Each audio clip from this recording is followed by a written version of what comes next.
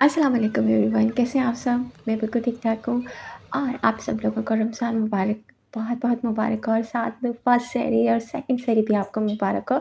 अच्छा, मैंने ना व्लॉग अपलोड नहीं किए हैं सहरी के या इफ्तारी के, तो आज पता है क्या हुआ था कि हम लोग चले गए थे बाज़ार और हम लोगों ने कहा जितनी भी शॉपिंग हो सके ना हम लोग कर लें, क्योंकि बच्चों का पता बिल्कुल भी नहीं चलता, बच्चे कब बीमार हो जाएँ और कब को कुछ भी हो जाए, इसलिए दिन इतना बिज़ी होता है ना, तो फिर इसी वज़ह से हम लोग थोड़ी शॉपिंग करने के लिए हम चले गए थे बाज़ार।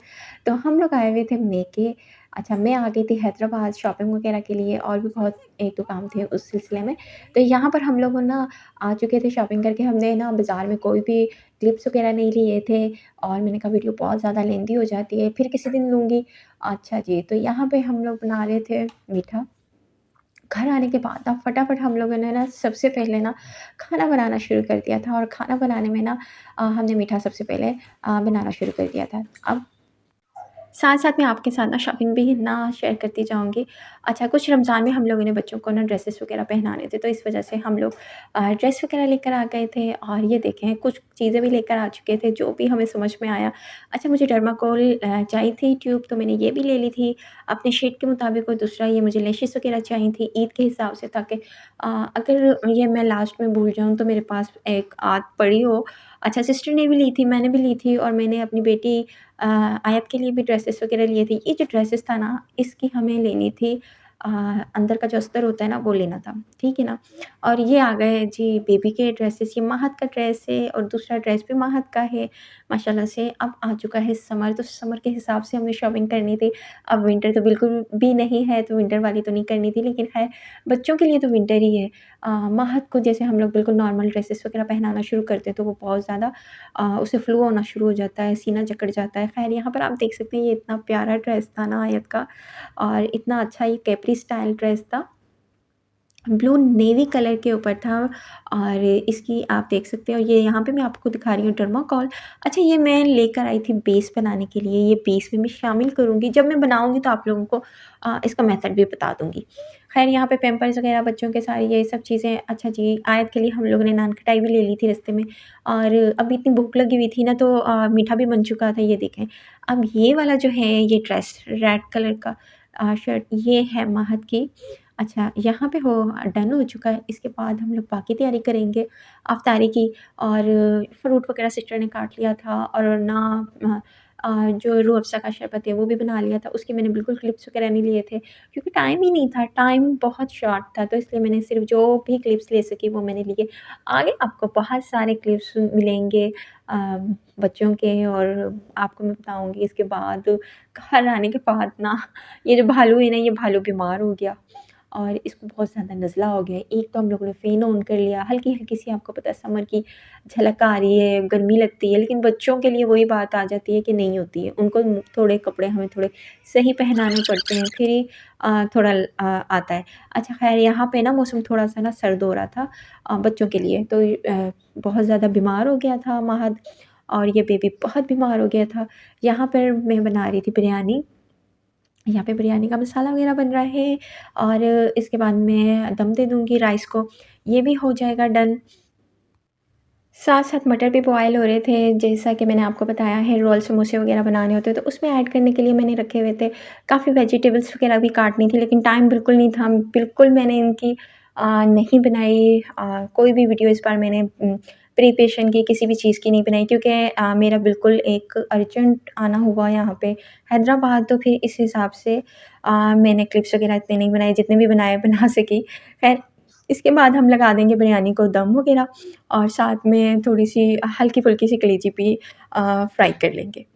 अच्छा, इसके बाद ना हम लोगों ने जाना है ईद की शॉपिंग करने के लिए, ईद ड्रेसेस वग़ैरह लेने के लिए।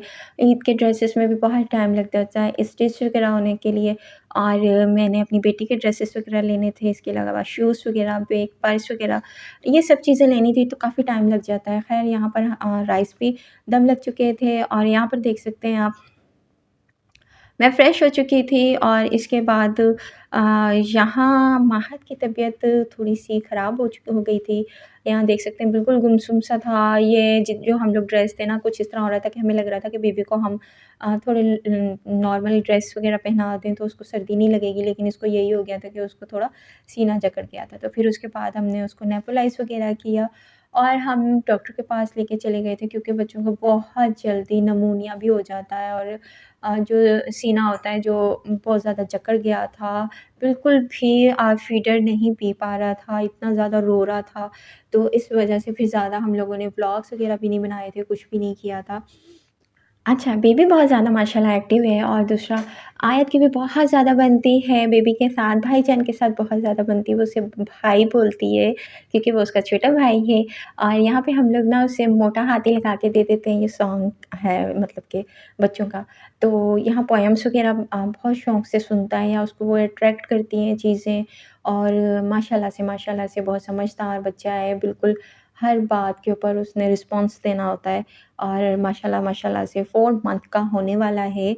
और यहाँ पर ये होता है कि एक बेबी बीमार होना या एक बेबी रोना शुरू करते तो दूसरा उसके साथ ही शुरू हो जाता है, मतलब कि एक्स्ट्रा ही मतलब शुरू हो जाना है उसने। शाह मैं आपको बता दूँ, आयत की आने वाली है बर्थडे 12 मार्च को और कंदील उसे दे रही है गिफ्ट और वो उसके लिए ये बिल्कुल गिफ्ट बॉक्स खुद बना रही है और साथ में इसके बीच में जो भी उसने गिफ्ट देना होगा वो प्रिपरेशन कर रही है। तो उसने मुझे छोटी-सी वीडियो भेजी थी कि आंटी मैं ये बनाऊँगी, तो मैंने कहा मोस्ट वेलकम, मैं रिसीव करूँगी इंशाल्लाह। ख़ैर यहाँ पर जो महद है उसकी तबीयत बहुत ज़्यादा बेबी की ख़राब हो चुकी है, नेबुलाइज़ हो रहा है सुबह-शाम। और फिर इसके बाद हम डॉक्टर के पास लेके गए, डॉक्टर ने दवा तजवीज़ की, अब हम उसे दवाई देंगे। तो वो भी मैंने वीडियोज़ के साथ ही मतलब जो छोटे-छोटे क्लिप्स हैं वो भी मैंने लगाए हुए हैं। ख़ैर आप लोगों को बताऊँ, एक माँ ही होती है जो अपने बच्चे को बहुत ज़्यादा अ, मुश्किलों से पालती है, ना रात देखती है, ना दिन देखती है, ना अपना सुकून देखती है, कोई चीज़ माँ नहीं देखती है, लेकिन ऐसा कोई भी दूसरा नहीं कर सकता है, दूसरा इस तरह पाल भी नहीं सकता। मैं बोलूँ कि माँ अपनी ज़िंदगी ख़त्म कर देती है, लेकिन दूसरा इंसान 2 मिनट भी नहीं उठ सकता बच्चे के लिए। माँ के दिल में अल्लाह ताला ने बहुत जगह दी होती है, माँ को बहुत सब्र दिया हुआ होता है और माँ जैसा सब्र किसी के पास नहीं होता है। मैं कह दूँ कि जो फ़ादर होते हैं ना, वो भी इतनी लगन के साथ बच्चों को नहीं पाल सकते, रात-दिन जाग के माँ के बगैर नहीं पाल सकते, जो एक माँ अपने बच्चों को पालती है। जब बच्चे बीमार हो जाते हैं, तो दिन-रात एक हो जाता है माँ का और उसके बाद घर में उनको मतलब कि घर देखना होता है, खाना देखना होता है, दूसरा बच्चों को देखना होता है, तो ये सारी चीज़ें होती हैं। यहाँ पे एंटीबायोटिक डॉक्टर ने दी थी, वो हम लोग बना के दे रहे थे। इसके अलावा साजिश दी हुई थी जिसकी वज़ह से जल्दी रिकवरी होनी थी, जो बच्चों का चेस्ट वग़ैरह पे जो बलगम आ जाती है, जम जाती है, उसको हटाने के लिए ये देखें उसमें थोड़ा पानी ऐड करके बॉयल वो दिया जाता है और ये जूस के साथ भी दिया जाता है। एंटीबायोटिक हो गया, इसके लिए एलर्जी सिरप हो गया और साथ टेम्परेचर बहुत ज़्यादा था, उसके लिए सिरप दिया हुआ था। अच्छा, बेबी को लगाना था इंजेक्शन, जैसे होते हैं हिफ़ाज़ती इंजेक्शंस, वैक्सीन्स वग़ैरह होती है, तो इस वज़ह से हमने वो भी डिले कर दी थी कि क्योंकि इसको हो गया था फ़ीवर मैंने कहा कि ख़त्म हो जाए तो फिर हम इसे जो है इसकी वैक्सीन वो भी लगाएँगे और इस बार इसकी वैक्सीन जो थी ना वो 3 इंजेक्शंस लगने थे।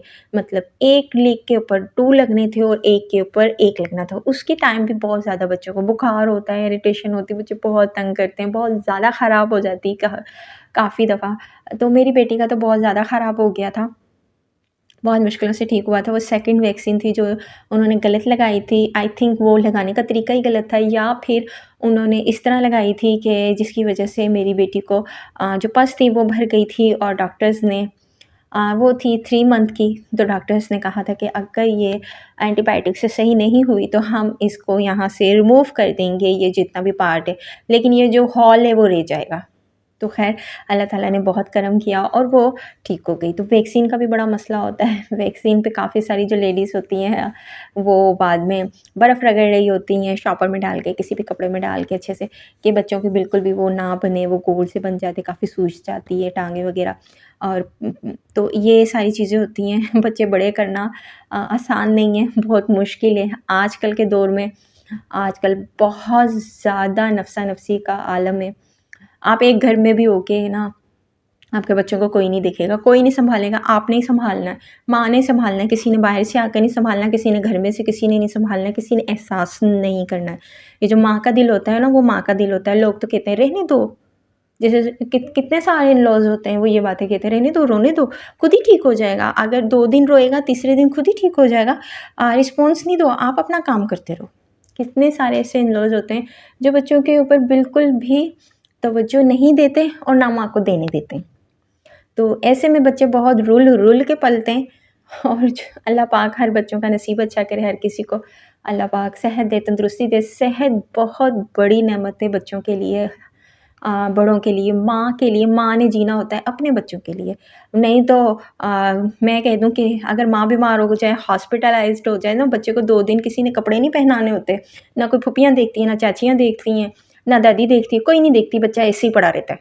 फिर माँ आके देखती है, माँ बोलती है कि मैंने तो अपने बच्चे के लिए जीना है, मेरे बच्चे को तो किसी ने 2 दिन कपड़े नहीं पहनाए, मतलब कि उसको चेंज नहीं करवाया। ऐसा ही होता है, कोई किसी का नहीं होता, हमें अपने बच्चों के लिए जीना है। यहाँ पे मैं आप लोगों के साथ, ये मेरा छोटा-मोटा सा व्लॉग था और मतलब कि रमज़ान से थोड़ा हटकर था, लेकिन मैंने सारी रूटीन आप लोगों के साथ शेयर की है, सुबह से लेके शाम तक की। हम बाहर भी गए मार्केट में, वो भी मैंने आप लोगों के साथ शेयर किया।